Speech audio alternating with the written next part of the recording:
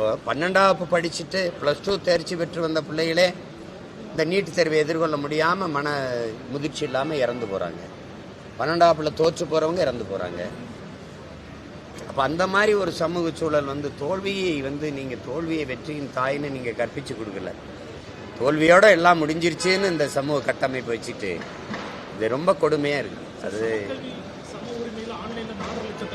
அதுவே எவ்வளவு ஏமாற்றான ஒரு வார்த்தை தம்பி. நீங்கள் கல்வியை வியாபாரமாக்கிட்டு நீங்கள் சம கல்வி சம உரிமைன்னு பேசுறது நாங்கள் எப்படி எடுத்துக்கிறது? கல்வி சமமாக இருக்கா? அது சம உரிமையில் இருக்கா? ஏழைக்கு ஒரு கல்வி பணக்காரனுக்கு ஒரு கல்வின்னு இருக்கா இல்லையா? அதான் கேள்வி. இருக்கா இல்லையா? பணம் இருந்தால் நீங்கள் நல்ல கல்வியை கற்கலாம். பணம் இருந்தால் நீங்கள் நீட்டு தேர்வு பயிற்சியை பெற்று அந்த இதுக்கு பயிற்சி எடுத்துட்டு சிறப்பு பயிற்சி எடுத்து தேர்வு எழுதலாம். பணம் இல்லைன்னா எத்தனை பிள்ளைகள் படிக்க வசதி இல்லாமல் இடைநிறுத்தம் செஞ்சுட்டு போகிறாங்க.